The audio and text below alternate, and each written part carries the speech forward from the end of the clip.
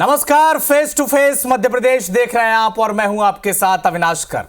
MP में महाकौशल इकलौता ऐसा संभाग है जहां चुनावी आंकड़ों के लिहाज से कांग्रेस भारतीय जनता पार्टी पर भारी दिखती है। महाकौशल की 4 लोकसभा सीट जिसमें जबलपुर, छिंदवाड़ा, मंडला और बालाघाट आती हैं। इन लोकसभा के अंदर आने वाली कुल 31 विधानसभा सीटों में कांग्रेस के पास 17 सीटें हैं, जबकि बीजेपी के पास 13।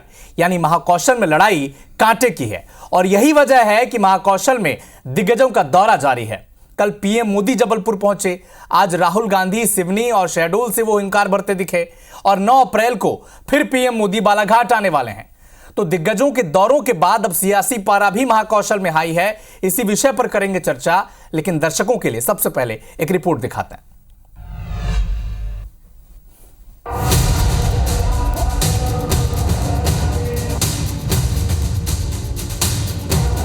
एमपी में चुनावी बिसात बीत चुकी है, दिग्गजों का दौरा शुरू हो गया है और एमपी के रण में सियासत का केंद्र बिंदु है महाकौशल। एक दिन पहले प्रधानमंत्री मोदी ने जबलपुर में घंटों रोड शो किया तो अगले दिन राहुल गांधी ने महाकौशल में 2 जनसभाएं की।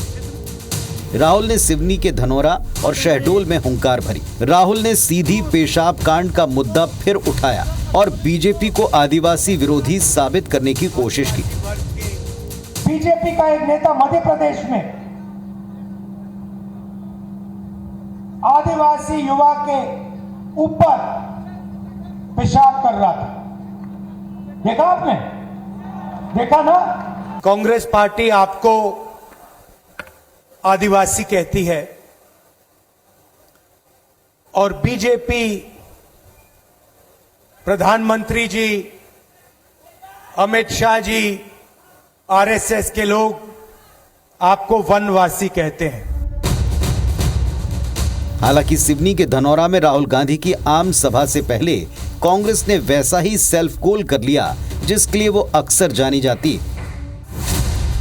कांग्रेस की आम सभा के मंच पर भाजपा प्रत्याशी फग्गन सिंह कुलस्ते की फोटो लगी थी। ये तस्वीरें वायरल हुई तो फिर आनन फानन में उसे ढका गया।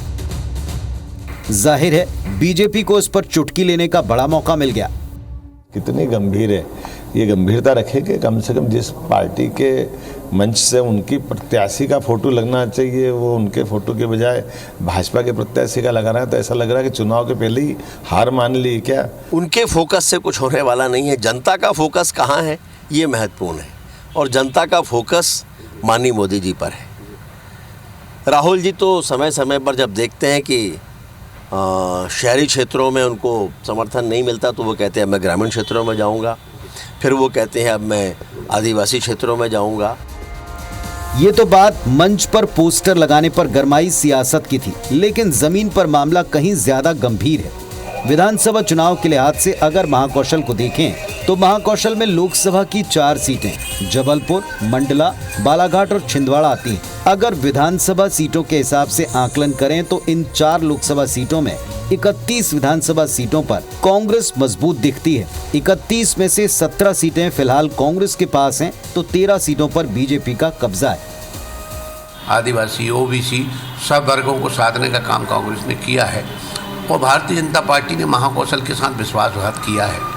मोदी जी 10 साल से तो हैं, मोदी जी के नाम क्या उपलब्धि है? इन लोगों को मालूम है इनकी सरकार नहीं बन रही, क्योंकि आम जनता समझने लगी कि लोकतंत्र को बचाना है तो भाजपा को निपटाना पड़ेगा। 2023 में बीजेपी की आंधी के वक्त भी कांग्रेस ने महाकौशल में अपनी साख बचाए रखी। महाकौशल की 31 सीटों में बीजेपी और कांग्रेस के बीच वोटों का अंतर 1 लाख वोटों से भी कम रहा। यही वजह है कि इन 4 लोकसभा सीटों पर दोनों ही दल अपना पूरा दम लगा रहे हैं। विजेंद्र पांडे, IBC 24, जबलपुर। मोदी राहुल राग चुनावी महाकौशल में कौन हावी? इसी विषय पर चर्चा के लिए हमारे साथ बीजेपी के प्रवक्ता शशिकांत शुक्ला जुड़ चुके हैं। कांग्रेस का पक्ष रखेंगे कांग्रेस के प्रवक्ता अवनीश बुंदेला और वरिष्ठ पत्रकार रविंद्र दुबे जी भी हमारे साथ जुड़ चुके हैं। चर्चा की शुरुआत अवनीश जी आपसे। राहुल गांधी महाकौशल साधने आए लेकिन पोस्टर लग गया फग्गन सिंह कुलस्ते का।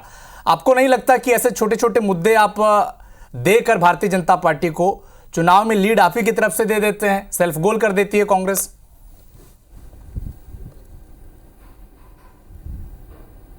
देखिए अविनाश जी, एक बात समझे, सुबह से ये विषय चल रहा है और कांग्रेस के कई सारे नेता इस पर स्पष्टीकरण दे चुके हैं। मैं भी ये बात स्पष्ट कर चुका हूँ और पार्टी भी स्पष्ट कर चुकी कि हाँ एक ह्यूमन एरर है, हो गई, प्रिंटिंग मिस्टेक थी, गलती हो गई, हमने उसको बदल दिया।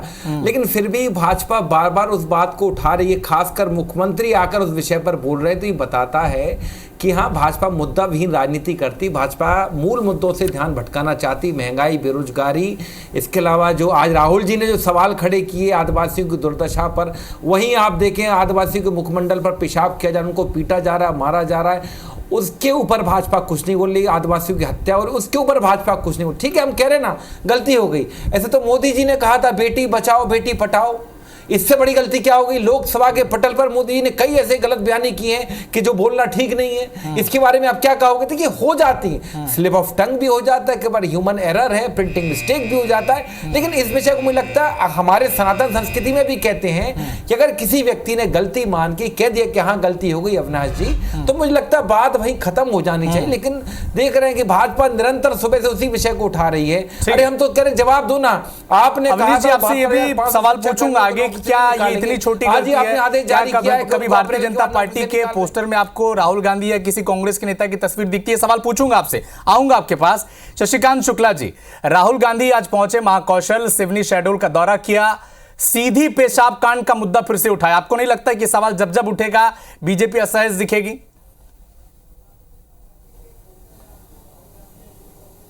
देखिए ये घटना मात्र थी, ये मध्य प्रदेश में कोई इस तरह जंग का अपराध का सिलसिला नहीं चल रहा है।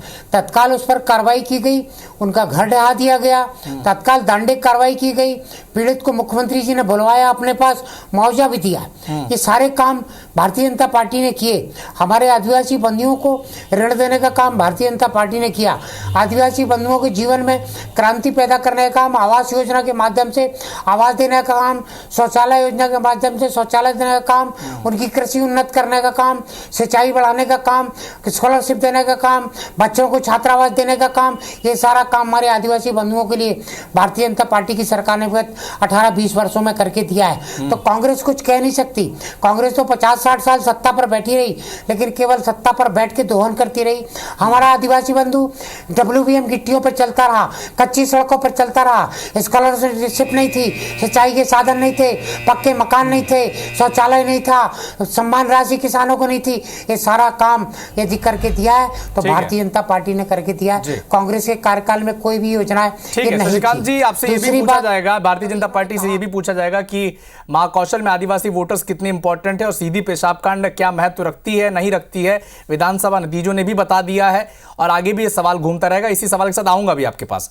रविंद्र दुबे जी, क्या आपको नहीं लगता कि अभी मध्य प्रदेश की जो सियासत है, जहां पर महाकौशल के लिहाज से अगर इस चुनाव को देखा जाए तो घूम फिर कर सारी लड़ाई जो है महाकौशल पर आकर खड़ी हो जाती है, क्योंकि कांटे की टक्कर है यहां पर? देखिए महाकौशल में सबसे इंपॉर्टेंट बात है कि विधानसभा चुनाव में तरीके से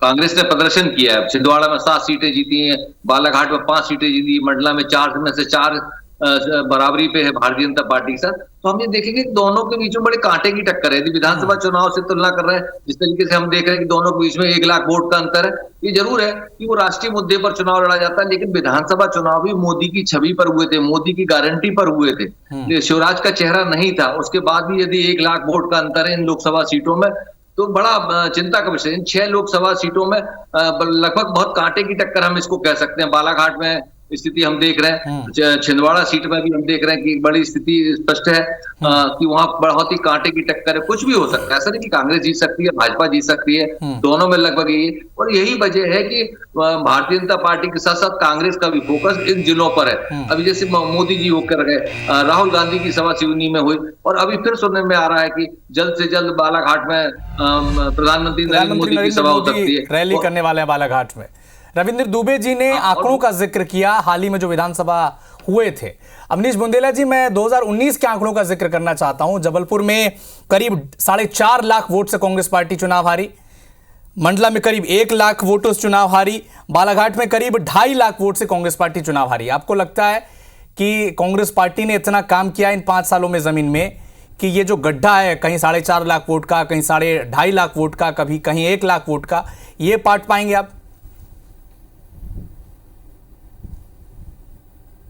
देखिए, पहली बात तो 2019 के चुनाव कभी विकास पर नहीं लड़े गए। मोदी जी ने कहीं को उन्होंने नोटबंदी की थी, जीएसटी लागू किया था, कई सारे आर्थिक सुधार करने का दावा किया जो कि फेल हुए। लेकिन आशा 2019 का जब चुनाव लड़ा तो पुलवामा के नाम पर लड़ा, सेना के शौर्य के नाम पर लड़ा, और जिन जिन लोगों ने सेना के शौर्य पर सवाल खड़े किए थे, इसमें संजय निरुपम प्रमुख व्यक्ति जो कांग्रेस में थे, हमने उस समय उनसे उनका व्यक्तिगत बयान बताया था, वो आज भाजपा समर्थित दल में जा चुके हैं, पहली बात। और दूसरी सबसे खास बात आप देखें, आज की अगर बात करें 2019 और 2024 के बीच में काफी फर्क है अविनाश जी।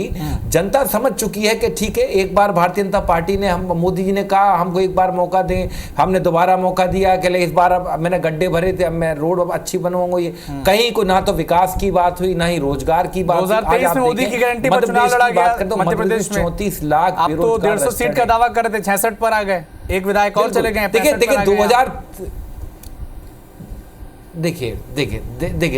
एक बात समझें, जब आपके पास ईडी, सीबीआई, ईवीएम जैसे साजो सामान हो तो ये मैं नहीं कहता, माननीय सर्वोच्च न्यायालय ने कहा, इलेक्टोरल बॉन्ड काफी कुछ कह चुका है कि जिस तरह से लोकतंत्र की हत्या की जा रही है अविनाश जी, इसमें हमें कहने की आवश्यकता नहीं है। हम तो साफ कह रहे हैं, इस बार के चुनाव जो है मूल रूप से महंगाई, बेरोजगारी, किसानों की दुर्दशा, आदिवासियों पर निरंतर जो अत्याचार बलात्कार हो रहे हैं, इन सारे मुद्दों पर है। अभी जो कह रहे थे कि उस जिसने आदिवासी के मुंह पर, आपने जितने भी मुद्दे, माफी के साथ आपको टोकना चाहता हूं, माफी के साथ आपको टोकना चाहता हूं, लेकिन अवनीश, अरे मेरी बात सुने, मेरी बात माफी के साथ टोकना चाहता हूं। आपने जितने मुद्दे गिनाए हैं, भ्रष्टाचार, महंगाई, इन सभी मुद्दों को लेकर कांग्रेस पार्टी 2023 के चुनाव में भी गई थी, क्या हाल हुआ? बिल्कुल गई थी।